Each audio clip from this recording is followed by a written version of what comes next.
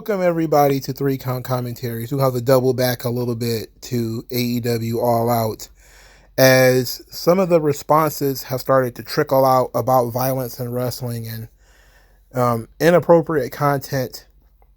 And there's a couple of articles I want to discuss on this subject, not specifically ranting and raving about the show in particular, but also the historical element of it.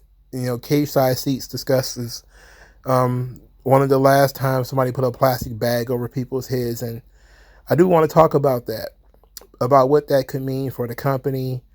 And there's some questions about Tony Khan's leadership, obviously and clearly. And then there's also some trolling, and that's where we're going to start. Somebody created a troll-ass-change.org petition. The petition is calling for, it says, demand termination of AEW's programming due to disturbing and harmful content. They had a goal of 200 and they have 172. And they're going to send it to Warner Brothers and AEW. So I'm not going to read this entire thing, but let's get a little bit of a taste of how stupid this thing can possibly be. We all know that pro wrestling is fake and scripted. We all know the performers are willing to perform these actions. This does not mean what they're doing is okay. They promote that their product is being real. They do not post any disclaimers. They tell us it's real. Therefore, they want us to believe that Bryan Danielson was suffocated with a plastic bag, something that happens in real life, and not for the amusement of the AEW sickos. Our fears don't end with the suffocation they promote. The show further promotes racism and violence towards women, sending damaging messages about tolerance and respect for all individuals, regardless of race or gender. This is ridiculous, okay? I have not seen anything racist on an AEW show. That's one thing that is absolutely not true. And I think that somebody did a check and saw that this thing was AI generated. But it was pretty funny, and it got people very upset because this petition, of course, led to a lot of people floating around images of like the Attitude Era where, you know, Undertaker hung the Big Boss Man, or, you know, so many other crazy things that have happened on WWF TV, especially recently with like Bray Wyatt being set on fire and that kind of stuff. But that's just, you know, somebody trolling. I think the legitimate concerns are coming from the journalist class. Some of them are just kind of like, let the kids cook. It's pro wrestling. It's supposed to be violent. That's kind of where Tom Lawler and Brian Alvarez and a lot of the guys from Post Wrestling and Voices of Wrestling, and a lot of these are shield sites, but that seems to be where they're landing, on the side of it's pro wrestling. They all agreed to do it. It's supposed to make you uncomfortable. It's in line with what they promoted in terms of a death match or an unsanctioned match or whatever. But then there's people like Cage Side Seats. So there's a Emma Gomez from Cage Side Seats who is talking about this, specifically the plastic bag over the head. And they tell the story of what happened the last time somebody had a plastic bag put over the head, which was in WCW. So I want to go into this a little bit. So I don't want to read the whole article because I don't want to bore you to death. So it says AEW's latest controversy mirrors a shocking WCW incident from 1989, raising concerns about its extreme content and its potential impact on the business and media relations. So they talk about 1989. Terry Funk attempted to suffocate Ric Flair with a plastic bag following a match on TBS. Jim Ross would later discuss this angle on his podcast, saying, quote, "It should have never happened, but I can tell you on the corporate side, who looked at us as the redheaded stepchildren anyway, they were pissed. Irresponsible broadcasting is how I remember that story." He says it wasn't a good day at the office on that deal. Gary Hart, who was managing Terry Funk at the time, wrote about it in his book, saying, quote, "That angle was way over the top for TBS, and their phone lines lit up moments after we did it." And then he talked about how TBS actually excised the bag angle from the airing when they showed it later on. They actually censored it and took it out. So it was also discussed in the Wrestling Observer. And I'm going to read probably a little bit more of this because it seems to be, it shows how things changed afterwards. So this is from the yearbook, 1989. It says, the NWA decries violence. The most controversial time period of Ric Flair's 5-month booking reign was mid-September. At the Clash of Champions in Columbia, South Carolina, an angle was put on television. When during the main event of Ric Flair and Sting versus Dick Slater and the Great Muta, Terry Funk came to ringside and put a plastic bag over Flair's head and tried to suffocate him. Immediately, a furor went up. TBS was flooded with phone calls about the angle. The newsletters were decrying the angle. Less than 2 weeks later, in a TBS angle, as Scott Steiner was waiting on a street corner for his brother Rick, suddenly a limo with Robin Green, now a woman, showed up. The TV mugging of Steiner received similar furor. The results saw World Championship Wrestling Vice President publicly make a comment decrying the antics his company had aired on both occasions. From that point forward, the NWA banned all blood on its television program and made it virtually impossible for similar angles to take place because they'd be either edited off television should they occur or screened off before they were even taped. And then Meltzer editorializes a little bit by saying this is not right or wrong, only shades of gray. How violent is too much depends on the taste of the viewer and what he wants pro wrestling to be. There comes a point where you can get so violent and bloody that you limit your audience to the same level as the USWA did in 1989. At the same time, if you don't overdo it, it does increase the intensity of the viewing audience and can lead to a rise in interest. Viewed in hindsight from a purely business standpoint, the angles weren't bad. TV ratings did increase. Whether the angles were a factor in this or not can be debated. But if they were that bad, the ratings and interest in the promotion would have declined. So, Meltzer, this is Meltzer in 1989, kind of writing a defense for doing these angles. And I guess I kind of agree with him. And that's why I really didn't spaz out during my review of the angle. Because I said to myself, it's wrestling. They're always going to have people pushing the boundaries, trying to get attention. Yes, attention whoring can be a bit much at times. And this was also a pay-per-view, and AEW does not run a child-friendly audience. If this was on television and it was supposed to be geared towards children, I think it would be fairer to have a different reaction for that product. But that's not the product that they put out there. Still, however, there have been people who don't like it. So Slam Wrestling, John Powell of Slam Wrestling, he was not a fan. He wrote a substantial amount of information on this thing. I'm just going to read some of it. It says, quote, "The main event of All In didn't just ask fans to suspend their disbelief. It asked them to absolutely ignore reality, to the point that what was going on in that steel cage between Swerve and Hangman became a gong show of epic proportions. It was a farce, some kind of parody of what wrestling is. And this is from someone who loved ECW and Japanese death matches. Not only have we seen them do all these spots before, with the staple gun and the concrete block, but the match itself became absolutely ludicrous when they both were kicking out of moves that would have finished off any one opponent when even applying outlandish wrestling logic.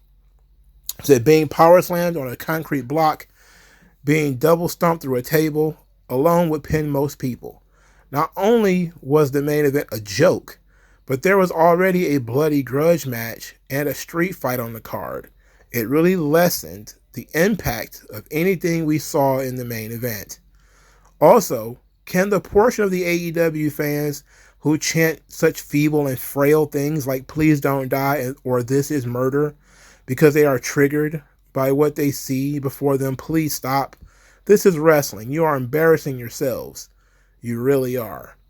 I think you should not take the chant seriously. But I agree with a lot of what he's saying. And I mean, once they started doing absurd things like power slamming each other and power bombing each other on cinder blocks, it's hard to believe that, you know, a regular run kick to the head is going to be the finish of the match. So I don't think it was logical to even consider that was going to be the finish. But, you know, it is what it is. I'm looking at a lot of these responses, and I understand them. I think when you look at what runs off sponsors and what turns people off, which is always something that you have to consider, even though I know that the AEW fans claim that they don't care. They're constantly screaming about how they don't care about this kind of thing. But they're also going to be bitching and moaning and whining and complaining if it goes away, because I seriously doubt that Tony Khan wants to foot the bill for this product by himself. He's going to want help. That's part of how you make a profit. He's going to want sponsors. And sponsors are not going to want to be bothered with you guys setting people on fire, stabbing each other in the head with screwdrivers, putting plastic bags over each other's heads, stabbing each other in the jaw with needles. This kind of stuff is poison, you know? It's outlandish. You know, some of the usual suspects came out against it, like Jonathan Coachman and Vince Russo. Some of the other people stepped out, said they didn't like it. Completely understandable. Not really all that surprised. I know that the AEW fans are more inclined to just ignore like Disco Inferno and Coach, and everybody's a grifter when they disagree with you. But they don't get it. You know, ECW ended up going out of business because of stuff like this. This stuff is not mainstream, no matter how much you might want it to be. And maybe you don't want AEW to be mainstream. But when you want something to be mainstream, or you want something to survive, you need that mainstream exposure. You know, you like having 50,000 people in the building for a pay-per-view or whatever. Did you like that? If you did, you get that by being mainstream, by being something for mass consumption, not for being something niche. They keep seeing wrestling as if it's like a movie or a TV show. But when they see that the human blood that are being used in these matches is real and it's being done by people using a razor blade, when they see that the barbed wire is real, when they see that the cinder blocks are real, and this is causing real damage to people, it's not a movie. And people have a very different reaction to it once they realize that it's not a movie. The storyline might be fiction, the match might be fixed, but the slams are real. And the injuries that come with it are real. And the perception of it being something that is toxic towards children is real.